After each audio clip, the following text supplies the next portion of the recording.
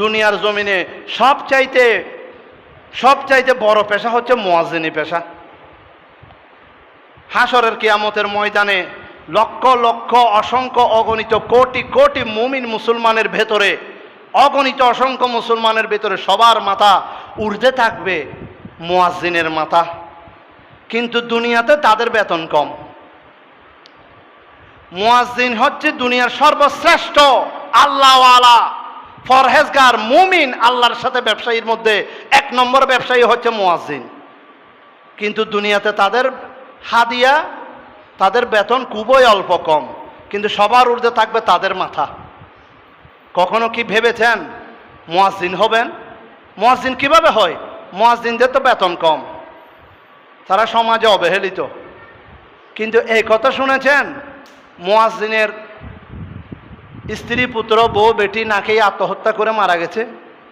কিন্তু বরাবরই শুনবেন বড় ব্যবসায়ী, বিজনেসম্যান, পুলিশ, উকিল, ইঞ্জিনিয়ার, বড় বড় ধনী কোনো না কোনো পেরেশানিতে, কোনো না কোনো টেনশনে আত্মহত্যা করে মারা গেছে। অহরহর আমরা মিডিয়ার মাধ্যমে দেখতে পাচ্ছি।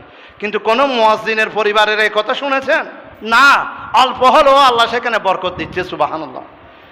মুয়াজ্জিনের পরিবারের ছেলে মেয়েদের কোনো অসুখ নাই, হাসপাতালে 2 দিনও যাইতে হয় না, প্যারাসিটামলও খাইতে হয় না, নাফাও খাইতে হয় না, আল্লাহ দিচ্ছে সময়ে সময়ে শেফা। পৃথিবীর সর্বশ্রেষ্ঠ পেশা মুয়াজ্জিনী। এখন মুয়াজ্জিনের এত দাম কেন? এখন তো আমাদের এই যুগে এসে মুয়াজ্জিনেরা ঢুকতে সময় নবীকে সালাম দিয়ে ঢুকে কিনা আল্লাহ জানে। বিসমিল্লাহি ওয়াসসালাতু ওয়াসসালামু আলা রাসূলিল্লাহি আল্লাহুম্মা আফতাহ লি আবওয়াবা রাহমাতিক। আমার নবীর যুগে মাইক ছিল না, এরকম মাইক, স্পিকার, এগুলি মোবাইল টোবাইল এগুলি ছিল না।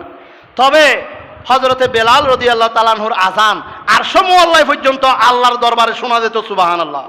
এবং হযরত বেলাল রাদিয়াল্লাহু তাআলা আযান দিলে বাইতুল ইজ্জত, বাইতুল মামুর, কাবা শরীফের সোজা প্রথম আসমানে ফেরেশতারা খুশি হয়ে, উদ্বেলিত হয়ে, আনন্দিত হয়ে দাঁড়িয়ে যেতেন। আল্লাহু আকবার। যে আজকের বর্তমান যুগের মুয়াজ্জিনের আওয়াজ, আযান মুমিনের কলবে পৌঁছে না।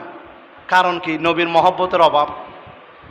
আযানের আগে সালাতু সালাম দেওয়া, যদিও অনেকে মনে করে এগুলি বেদাত ফেদাত, এটা বেদাতে হাসানা, কিন্তু এটার বরকত যে কত পাওয়ারফুল, এটা যদি আজকের দিনে হযরত বেলাল রাদিয়াল্লাহু তাআলা বেঁচে থাকতো, আজকের দিনে যদি হযরত বেলাল রাদিয়াল্লাহু তাআলা, উমর ফারুক আজম যদি বেঁচে থাকতো, তাহলে নবী সালাতু সালামের শক্তির পাওয়ার সেটা আপনারা অন্তরে অন্তরে মুমিন কলবে কলবে অনুভব করতে পারতো, সুবহানাল্লাহ।